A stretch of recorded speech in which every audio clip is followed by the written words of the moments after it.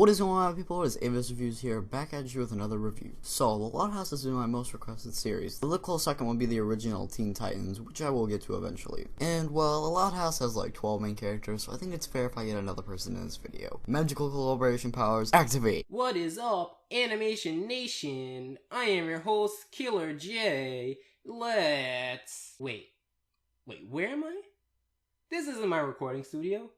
And who are you? I'm Avis Reviews, and all you need to know is I have pizza. What kind of pizza? Cheese. If you give me a slice, I'll review any episode of anything with you.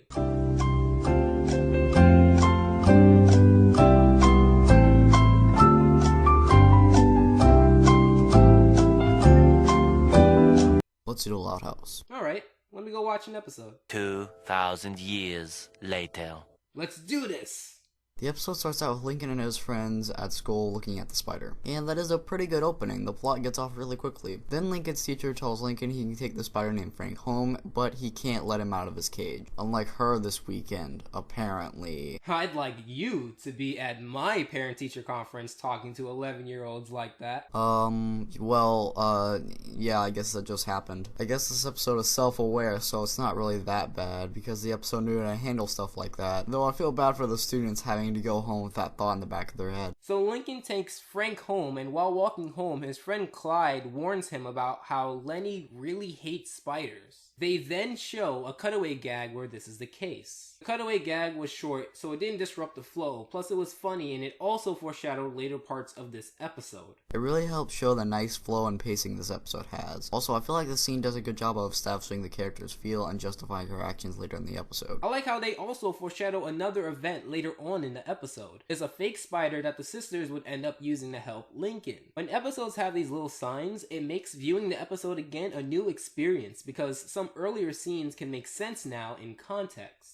Also, a good thing to note here is I have seen several episodes like Heavy Metal where Lincoln has to sneak through their house or hide something from his sisters and almost gets caught at several moments. The outcome is almost always different, and these scenes are really suspenseful. It's a really nice recurring theme of the show, and it's always entertaining to watch. So Lincoln successfully gets into the room with Frank, however one by one his sisters barge into the room. They each reveal a small bit of their main personality while entering the room, while connecting the spider back to Lenny, the one sister who is extremely afraid of spiders. They each want the spider to be released from its tank, and in the process makes the actual way it escapes quite clever. It's a solid joke and a great way to introduce the sisters to newer viewers like myself.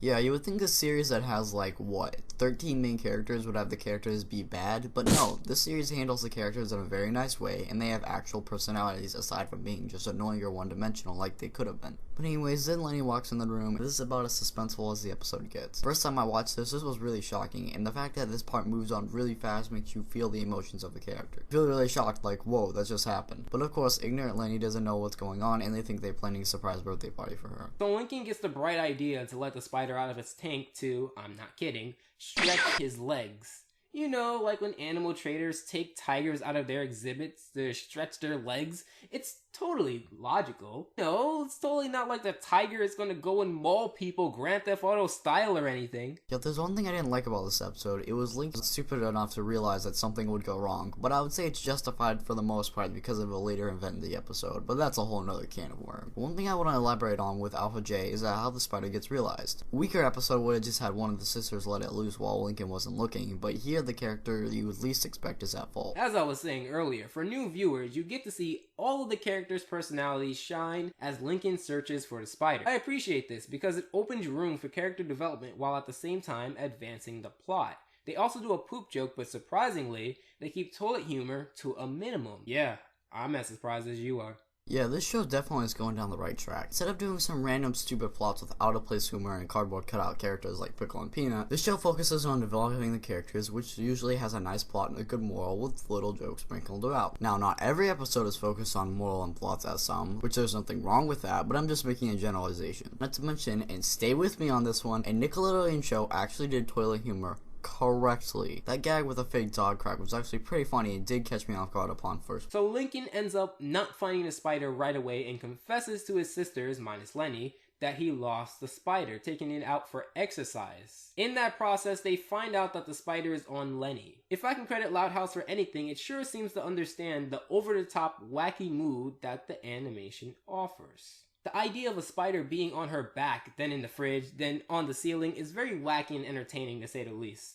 The episode also has a lot of witty jokes that I would rather not spoil. One thing I do want to note that Alpha J briefly touched upon is that I feel like this show is achieving the style it's going for. I really like the part where Lincoln sees the spider is on Lenny's back and his legs float in the air before he runs away. It's a nice reference to older cartoons, I guess you could say, and it plays up the style. Also, I'm sure you can tell by the animation that the show looks really comic book-esque, and I feel like they also play that up by having the little arrow at certain points and other visual cues and bops in the episode. But enough about that. After some clever ways of hiding the spider, Lenny finds it and presumably killed it. And Lincoln and his sisters have a funeral for Frank. Everyone, including Clyde but excluding Lenny, gathers outside for a funeral that Lucy arranges. Not only is this a neat nod to her personality, but it also gives her her own moment without being forced into the episode unnaturally.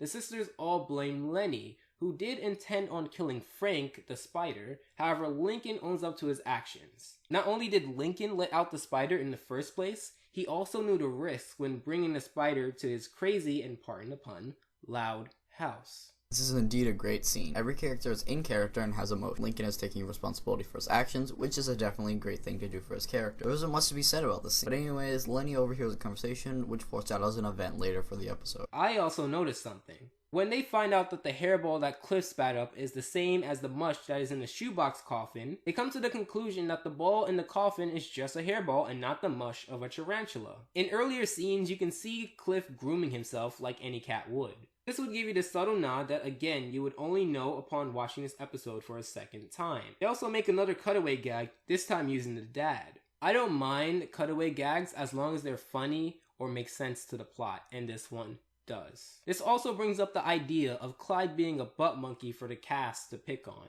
Honestly, upon viewing this, it just seems like the style. Clyde is a straight man. He's there so that the audience can laugh at his reaction. However, if you view Clyde as a butt monkey, I honestly wouldn't blame you. Yeah, and as we said earlier in the review, this episode is definitely worth watching a second time. There are tons of little nods and details that there's always more to see. I feel like this episode really went all out, as I haven't seen that done too often in other episodes, though maybe the details are so hidden I don't see them. But anyways, now we get introduced to the main antagonist of the episode, the Exterminator. I'll be the first to say, this Exterminator guy is awesome. But first, minor nitpick, but this bird is flying with the crew when the Exterminator shows up, but in the very next scene, this bird is gone.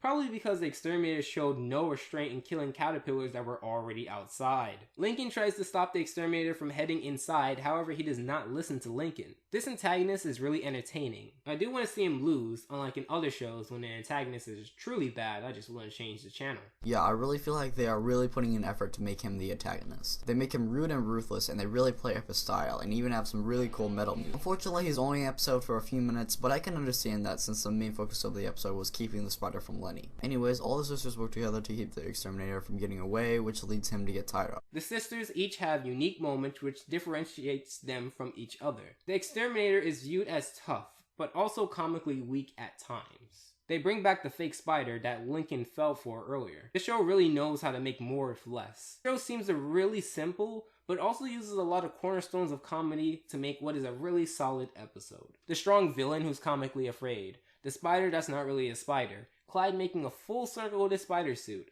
This episode never feels cluttered. If I have to say anything, it's... well... What do you have to say? For some reason, on two separate occasions, we had Lincoln and the Exterminator peek under the bathroom door when Lenny was on the other side. We've never mentioned this, but the Loud House has many mature jokes. I'm not sure what the children would think of this, but sniffing under a bathroom door is a really bad idea. It actually gives off that pushing the border type of vibe that shows like Rocko's Modern Life, Ren and Stimpy, and yes, even later SpongeBob did often. Hey, all I'm saying is don't drop the balloons. But anyways, after the Exterminator is trapped in the rope, it turns out the spider shows up and he escapes. It all leads up to a really awesome twist ending where Lenny saves him. I really like the scene from a story angle. I like when the characters fail at something and have to overcome the obstacle in an interesting and unique way. Not to mention this was foreshadowed when she was listening to the conversation and looked a little guilty. So Lenny ends up having a standoff with the Exterminator. At first I thought they were going to have a safe ending where the Exterminator was going to have his life changed, but instead, he continues his passion of killing bugs. I like how Lenny has empathy for her brother. Every sister has their time to shine in this episode. Some get more than others. However, it does leave you wanting more.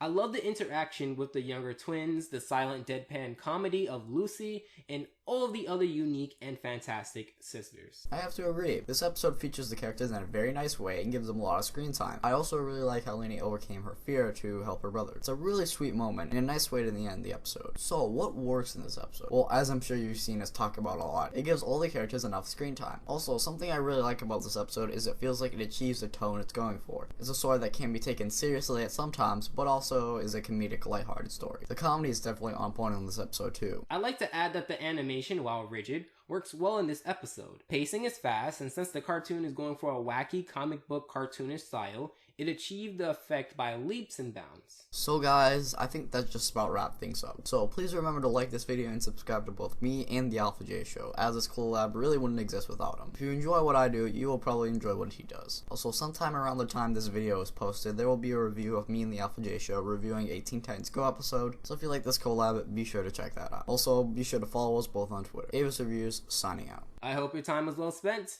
and Alpha out.